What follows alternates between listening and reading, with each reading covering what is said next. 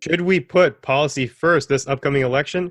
I'm Marco Perri. Welcome to the Perri platform.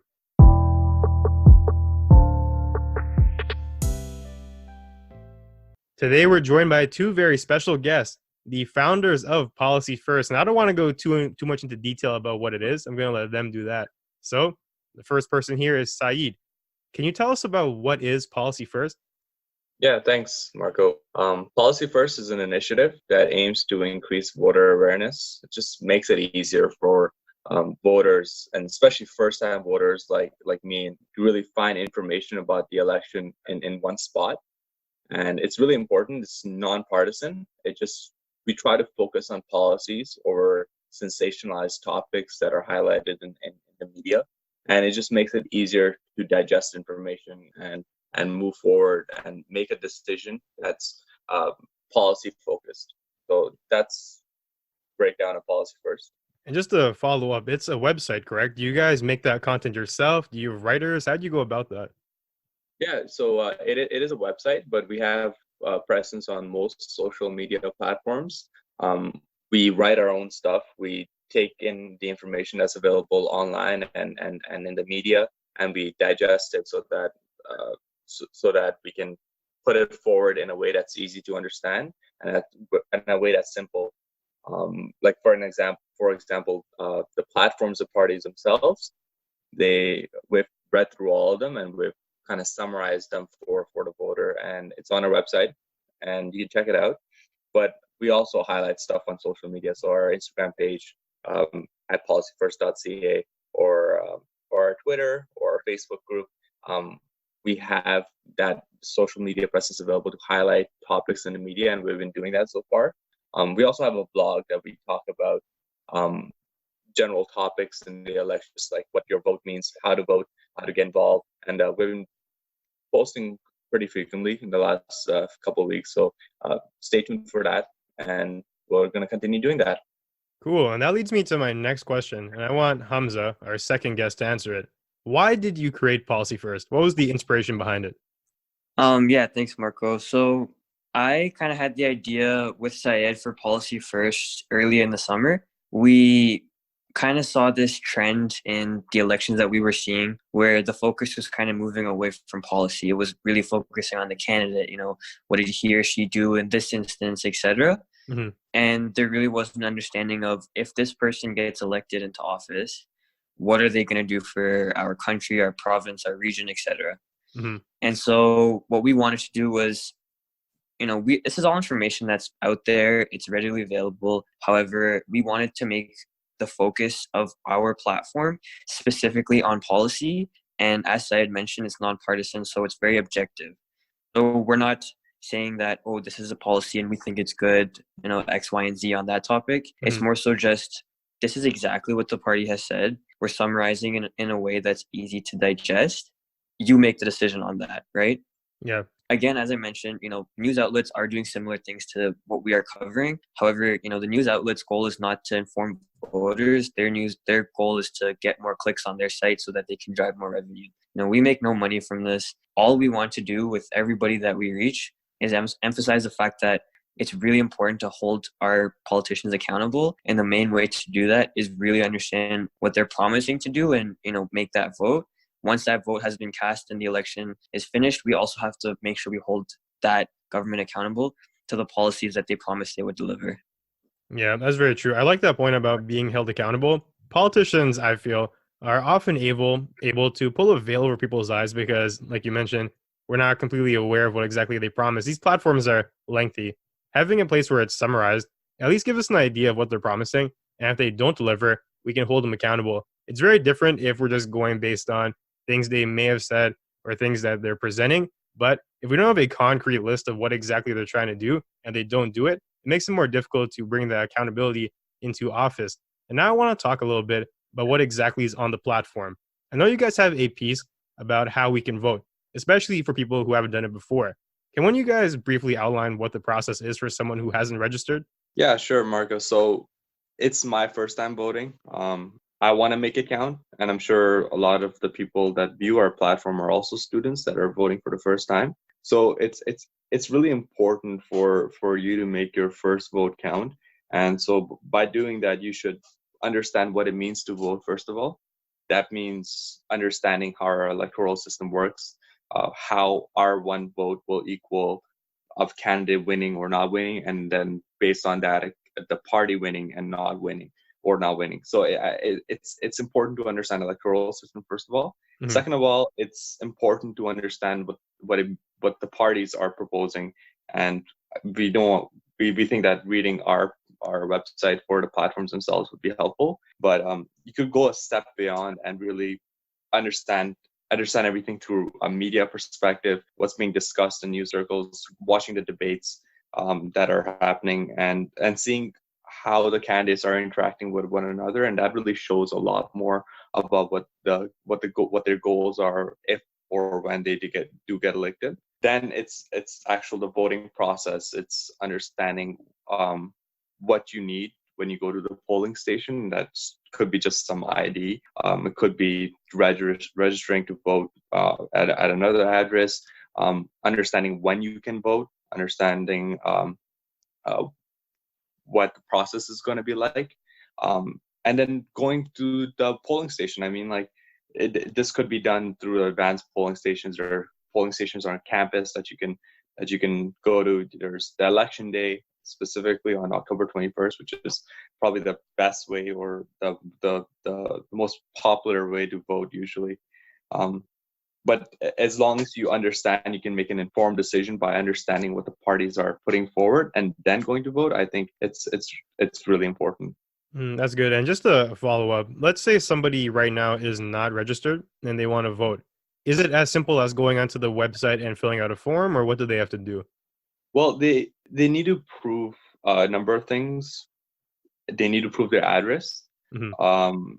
and that's important because everyone votes in a riding, and their riding represents what their home is in that way. So when you go online and check whether you're registered to vote, it just shows you whether you need any additional documentation to prove that you can vote in your riding or vote for the candidates in your riding, without needing any proof, right? If there is proof required, they'll ask you to forward it. It could be anything like a bank statement, could be a utility bill, could be anything that's address focused, and then based on that, they can allow you to vote in your area. Okay, so that's really helpful. Now I want to get into the nitty gritty, the meat of your platform. I want to hear about the summaries and the policies of the parties. Let's start with the conservatives. Can one of you guys shed some light on what their platform is? Yeah, sure. So I can walk through the different platforms. So at the time of recording, or at the very least, the last time I checked, which was yesterday, the Conservative Party actually hasn't released their full platform. They're releasing it in bits and pieces through news releases. What I can say is that there's a heavy focus on taxation. So they're very, upfront about the fact that they want to get rid of the carbon tax. In addition to that, they have a universal tax cut. So they're looking to reduce the tax on income under $47,000 from 15% to 13.75%. Again, we can go through specifics. However, the overall trend is they're very focused on taxation. Mm-hmm. Basically throughout the platform as of right now. Okay, that's really cool. And I also want to touch on one more thing. It seems like the environment is a very pressing issue, especially for young people. Do they have anything about the environment? They do have something about the environment.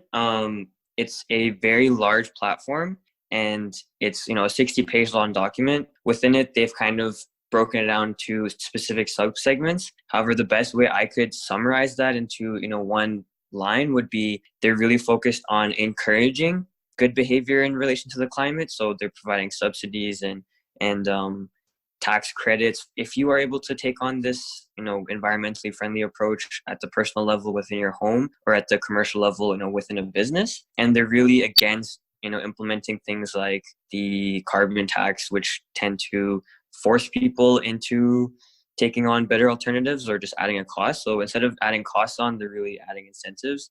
And that's the main goal of what they're doing with the environment. That's interesting. And now I kind of want to move on to their biggest rival, I would say, the Liberal Party. What's their platform like? So the Liberal Party just released their platform earlier this week, and it's very comprehensive. Again, this is a little bit tougher to break down into one topic because they've covered a lot of different things. Yeah. starting off with the climate, they've been, again, one of the big issues, like what the conservatives have, as you mentioned, they're one of, the bigger rivals. In terms of the conservatives, are the opposite on things like the carbon tax. Of course, Liberal government are the ones that implemented that. So they stand behind the carbon tax. They're also looking towards, natural climate solutions. So they're looking to plant lots of trees and, invest in a lot of initiatives in that area. Then some of the other areas they're focused on are education. So they're trying to lower the burden of student loan debt. And then they have other areas such as, just looking through here, financial support for families. So they're looking to make improvements upon parental leave and child benefit.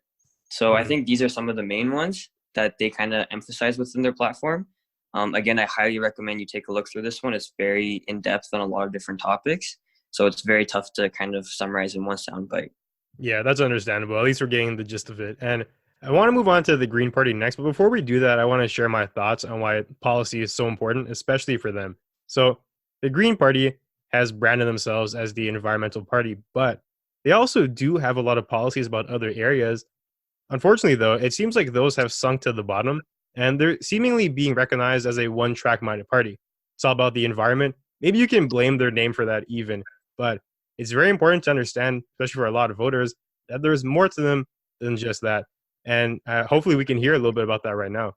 Yeah, of course. I completely agree with you. And I think that's part of the reason why they've really tried to take this brand on, that they, of course, are very focused on the environment. However, they really want to focus on the 6 fundamental principles of the Global Green Charter, which they have said. And those are ecological wisdom, social justice, participatory democracy, nonviolence, sustainability, and respect for diversity. So, having that in mind, you can kind of see that throughout their platform. And, like you mentioned, they take a, environmental focus on a lot of different things. However, when it comes to things like education, they have stated that they want to eliminate tuition at universities and colleges for all Canadian students. That is not really focused on the environment. However, it's a policy that kind of fits exactly with what they've described, with what the goals of the overall party is. Yeah. However, they are very focused on the environment. So some of the major things that they have stated in terms of the environment, they are looking to increase the goals of our emissions. So they want to switch to a 60% reduction from 2005 emission levels by 2030. The current goal is 30% reduction of 2005 emission levels. And they want to take an approach that tackles environment in all aspects of transportation. They want zero carbon public transportation by 2040. They want to make sure that infrastructure is investing in green projects rather than some of the non-renewable energy projects that we're taking on. So these are some of the major things, but I think it's a good point that you mentioned, that they are not just about the environment. They try and incorporate that into everything that they think about.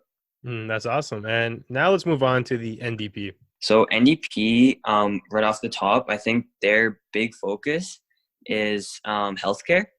So they really make references to how they were a big part of bringing Medicare for Canadians.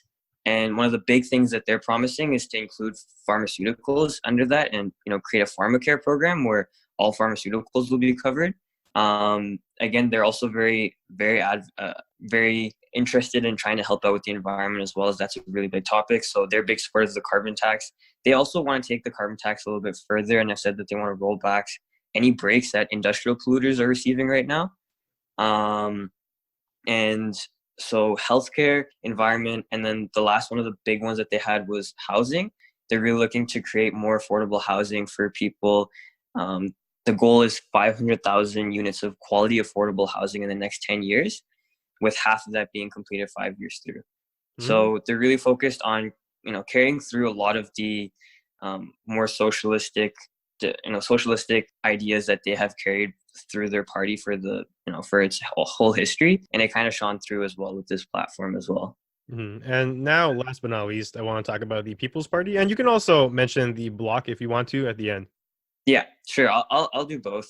So People's Party has, for those who don't know, was formed by Maxime Bernier. He was a member of the Conservative Party, and he lost the leadership in a very slim vote, and he kind of came out and form the People's Party. So within the People's Party, they're very focused on our Canadian identity. They would like to take us. They don't see the climate as one of the bigger issues, so they have said that they would like to withdraw from the Paris Accord and abandon those targets. They would like to abolish the carbon tax and allow that to be provincial jurisdiction.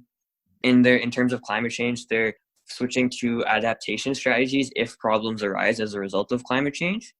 And then, in terms of the Canadian identity, I mentioned earlier, they have stated that they would like to repeal acts like the Multiculturalism Act and eliminate funding for any programs that kind of promote multiculturalism and emphasizing integration of immigrants. And then to touch on that last point with Bloc, again, Bloc is, as many people know, their focus is on Quebec needs and their sovereignty. So of course that's really prevalent throughout. So what they want to be able to, for example, if there are any pipelines that are going to be running through Quebec, they want the ability to veto that. They want the ability of self-determination in terms of things like immigration. So they want to be able to control the amount of immigrants and refugees that they accept into the province. But they're also, they also take a stance on things like climate change, and they're committed to meeting the targets of the Paris Climate Accord. They would like to cut fossil fuel subsidies. So they also have views on issues that are not just prevalent to Quebec. However, throughout their platform, it's very centered around what can the party do to help their Quebec constituents. Mm-hmm. And thank you for sharing that. I just want to make it clear to the audience, though, that these really were just like little teasers. We obviously don't have enough time to go through things in depth. If we wanted to, I'm sure we could have gone for hours for each party, just discussing the policies they have and whatnot. So I highly recommend everyone to check out the website Policy First and actually read up on what's on there. I wanted to move into some other questions, though, more general things, maybe outside of the scope of the website. And the first thing I wanted to ask you guys, it's related to the aspect of considering policy first. Do you think controversies like Trudeau's brownface or blackface, or even Scheer's dual citizenship, should affect the way people vote? Yeah, so I can take that. Hamza and I actually debate this pretty frequently. It's really I wouldn't say a trade-off, but it's two items in politics that sometimes go hand in hand, sometimes don't. Policies and identity. So is Trudeau's brownface or Scheer's dual citizenship a part of their identity? Maybe. Trudeau at one point did not think that brownface was a big deal. Scheer is a U.S. dual citizen. That is something that is part of his identity. Do we want that as a trait in our prime minister? Again, that's up for discussion. But because we are policy first, we try to focus on the policy part. In that respect, is that identity prevalent in any of their policies? That's a little bit easier to kind of dissect. Trudeau and the Liberals have a track record and they have a platform that's out, so does Scheer.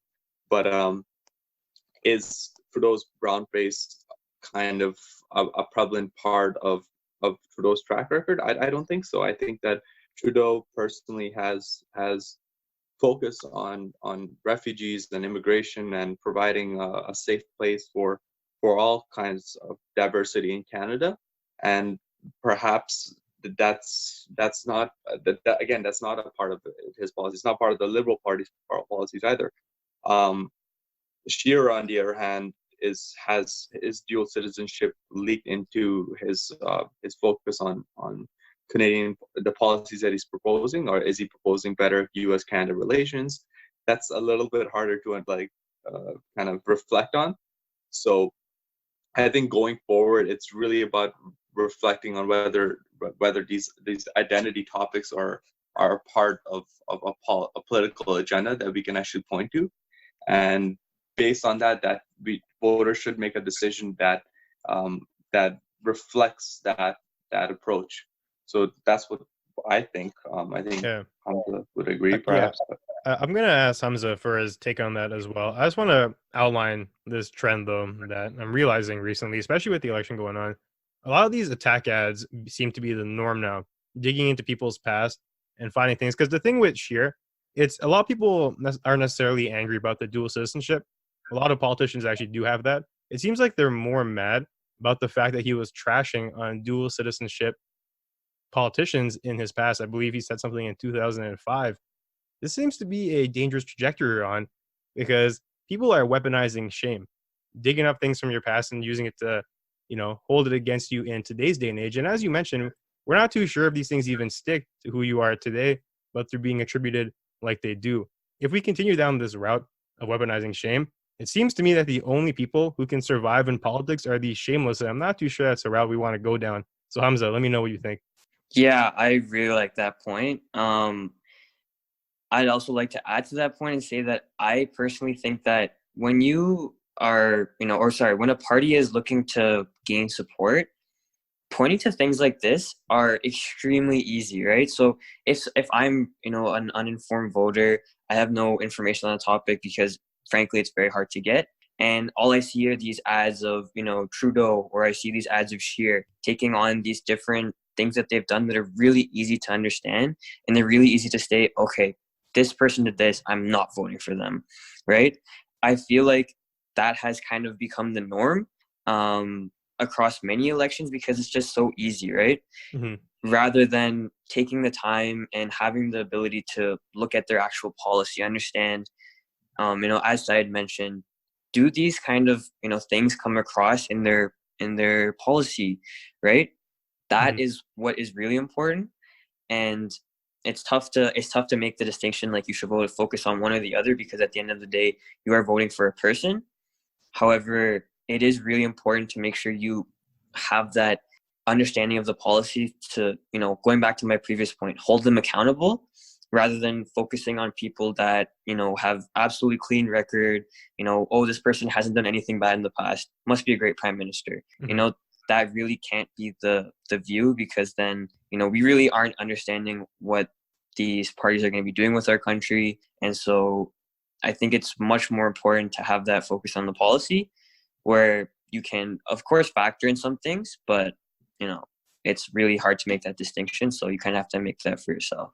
Yep, that's true. And now I get to my final question. Should people vote their conscience or should they vote strategically? And what I mean by strategically is, let's say you support a party who is unlikely to win the election. Do you just abandon voting for them and vote for another party that might not exactly align with your views, but they're closer, just to make sure that you don't end up with a party that you hate? Yeah, I love this question. We actually just made a blog post about this, so highly recommend you check that out at policyfirst.ca. How I like to frame this question is to look at the current voting system we're in, first and foremost. I think it's really important to have that context. So in a first past the post system, it tends to favor some of the bigger parties who have supporters, in multiple areas. And so what it leads to is, last election, the Liberal Party had, I think, 39% of the vote, but they ended up with much more than 50% of the seats. Whereas if you look on the other end, the Green Party, I think, was able to get 3% of the vote and won one seat, which is, 0.4% of the overall representation within the House of Commons, right? Yeah. And so, what that leads to and what, the reason why I think strategic voting is even a term is because of this disproportional system. So the first thing I will say is that it's really important to understand the system and how it plays out, and then kind of understand the context within your own region, right? So the answer to the question is I'm not gonna, I really don't like telling people you should vote with their conscience or strategically, because I think again it's really important to make sure that they have the information to understand the context and then make a decision from there. So, just give an example, right? If you are in a region and you think, oh, I really like the Green Party, for example, but they're not going to win, in my opinion. So I'm going to vote for, Liberal or NDP because they have a better shot at winning. What I think is really important to do is look at the past election, right? Like if there was a Green Party candidate in your region who won, then phenomenal. You can actually vote for that party, not have to worry about voting consciously or strategically. And I also think that if you are supporting a party that's smaller, and that's really when that question of conscious or strategic voting comes into play, you also have to understand that if you aren't going to support that smaller party, they're never going to reach the place where they're able to get a seat at the table, right? So I think those are the most important things to have in consideration. when you're looking at who you should vote for, not just from a policy perspective, but from the system. The last thing I will say is that there are much better ways of holding an election. We covered in our last blog post. It's a growing movement. And don't quote me on this, but I'm pretty sure that it's actually included in the Green Party's platform to have some sort of election reform. So, that's something that, it's not going to happen this election, but for future elections, if it's something that you're passionate about, there's more than, enough resources to kind of educate yourself on the topic and try and, push for change in this area. I think there's a lot of room for improvement in the way Canada holds elections. Yeah, I like that point about election reform. I just want to make the note, talking about accountability. It was actually part of Trudeau's platform when he ran for the first time, and it never happened, unfortunately. But yeah, now we come to the end of our show. It was a pleasure having you guys on, and I hope we can talk again in the future. Yeah, cheers, Marco. Appreciate it. And thanks for having us, Marco. Really appreciate it. Thanks, guys.